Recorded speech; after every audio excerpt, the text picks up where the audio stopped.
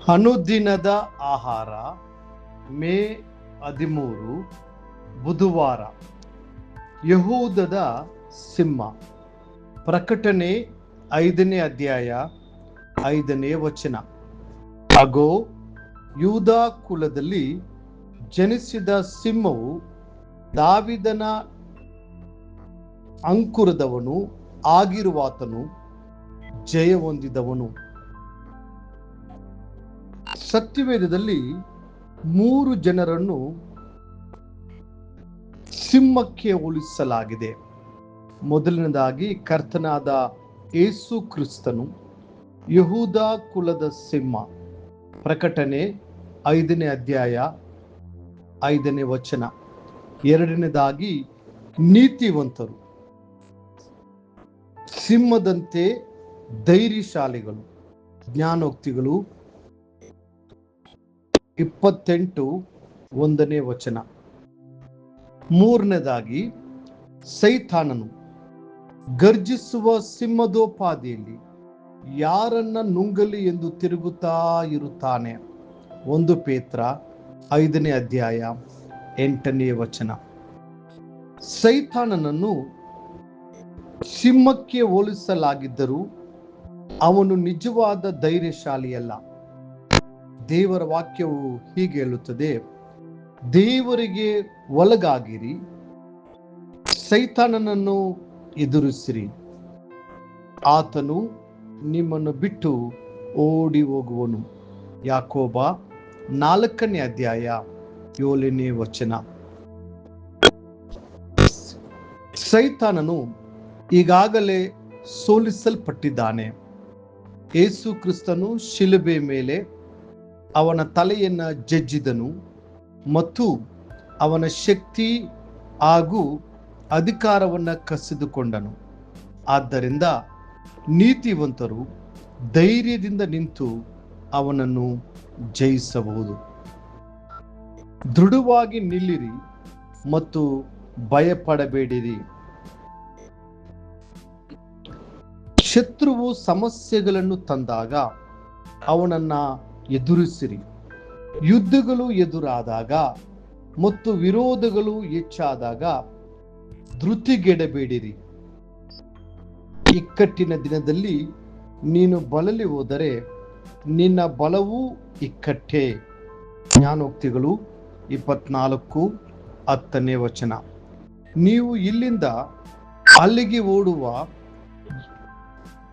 ಎದರಿದ ಇಲಿಯ ಹಾಗೆ ಇರಬಾರದು, ಕಾರಣ ನೀವು ಸಿಂಹದಂತಿದ್ದೀರಿ. ಯಹೂದದ ಸಿಂಹನಾದ ಆ ಅರಸನು ಸಿಂಹಾಸನದ ಮೇಲೆ ಆಸೀನನಾಗಿದ್ದಾನೆ ಮತ್ತು ನೀವು ಆತನ ಮಕ್ಕಳಾಗಿದ್ದೀರಿ. ಧೈರ್ಯದ ರಹಸ್ಯ. ಧೈರ್ಯ ಮತ್ತು ಅತ್ಯಾಸಕ್ತಿಯ ಪ್ರಾರ್ಥನೆಯು ನಿಮ್ಮನ್ನು ಬಲಪಡಿಸುತ್ತದೆ. ಭಯವು ಅತ್ಯಂತ ದೊಡ್ಡ ಕಾಯಿಲೆಗಳಲ್ಲಿ ಒಂದು. ವಿಶೇಷವಾಗಿ ಅನಾರೋಗ್ಯದ ಸಮಯದಲ್ಲಿ ಜನರು ನಕಾರಾತ್ಮಕ ಮತ್ತು ಭಯಾನಕ ಮಾತುಗಳನ್ನು ಆಡಬಹುದು. ಈ ಕಾಯಿಲೆಯಿಂದ 100ರಲ್ಲಿ ಒಬ್ಬರು ಮಾತ್ರ ಬದುಕುತ್ತಾರೆ. ಈ ಕಾಯಿಲೆಯಿಂದ ಅನೇಕರು ಮರಣ ಹೊಂದಿದ್ದಾರೆ ಎಂಬಂಥ ಮಾತುಗಳು ವ್ಯಕ್ತಿಯನ್ನು ಕುಗ್ಗಿಸಬಹುದು. ಆದರೆ ನೀತಿವಂತರು ಭಯಕ್ಕೆ ಅಂಜುವವರಲ್ಲ. ಅವರು ಸಿಂಹದಂತೆ ಧೈರ್ಯದಿಂದ ಜೀವಿಸುತ್ತಾರೆ. ಜನರು ಪೇತ್ರ ಮತ್ತು ಯೋಹಾನರ ಧೈರ್ಯವನ್ನು ಕಂಡಾಗ ಆಶ್ಚರ್ಯಚಕಿತರಾದರು ಮತ್ತು ಒಂದು ವಿಷಯವನ್ನು ಅರ್ಥ ಮಾಡಿಕೊಂಡರು: ಅವರು ಯೇಸುವಿನೊಂದಿಗೆ ಇದ್ದವರು. ಅಪೊಸ್ತಲ ಕೃತ್ಯಗಳು 4ನೇ ಅಧ್ಯಾಯ 13ನೇ ವಚನ. ಇದೇ ಅವರ ಧೈರ್ಯದ ರಹಸ್ಯವಾಗಿತ್ತು. ಒಂದು ಸಿಂಹದ ಮರಿ ಕೂಡ ದೊಡ್ಡ ಸಿಂಹದ ಜೊತೆಗಿದ್ದಾಗ ಧೈರ್ಯಶಾಲಿಯಾಗುತ್ತದೆ. ಹಾಗೆಯೇ ನೀವು ಎಷ್ಟು ಹೆಚ್ಚಾಗಿ ದೇವರ ಸಾನ್ನಿಧ್ಯದಲ್ಲಿ ಇರುತ್ತೀರೋ ಮತ್ತು ಆ ಪವಿತ್ರಾತ್ಮನಿಂದ ತುಂಬಲ್ಪಡುತ್ತೀರೋ ಅಷ್ಟು ಹೆಚ್ಚಿನ ಧೈರ್ಯ ಮತ್ತು ಶಕ್ತಿ ನಿಮ್ಮಲ್ಲಿ ಬೆಳೆಯುತ್ತದೆ. ಪೇತ್ರ, ಯೋಹಾನರು ದೊಡ್ಡ ವಿದ್ವಾಂಸರಲ್ಲದಿದ್ದರೂ ಅಧಿಕಾರಿಗಳ ಮುಂದೆ ಧೈರ್ಯದಿಂದ ಸುವಾರ್ತೆಯನ್ನು ಸಾರಿದರು ಮತ್ತು ದೊಡ್ಡ ಭಕ್ತಿ ಸಂಜೀವನವನ್ನ ತಂದರು. ಪ್ರಿಯ ದೇವರ ಮಕ್ಕಳೇ, ಧೈರ್ಯವಾಗಿಯೂ ಶಕ್ತಿಯುತವಾಗಿಯೂ ಜೀವಿಸಿರಿ. ಕರ್ತನು ನಿಮ್ಮೊಂದಿಗಿದ್ದಾನೆ. ಮುಂದಿನ ಅಧ್ಯಯನಕ್ಕಾಗಿ ದೇವರ ವಾಕ್ಯ. ನಾನು ಮೊರೆ ಇಟ್ಟಾಗ ಸದುತ್ತರವನ್ನು ದಯಪಾಲಿಸಿದಿ. ನನ್ನ ಆತ್ಮಕ್ಕೆ ಬಲ ಕೊಟ್ಟು ನನ್ನನ್ನು ಧೈರ್ಯಪಡಿಸಿದ್ದಿ. ಕೀರ್ತನೆ 138 3ನೇ ವಚನ. ಈ ದಿನ ಓದುವ ದೇವರ ವಾಕ್ಯ.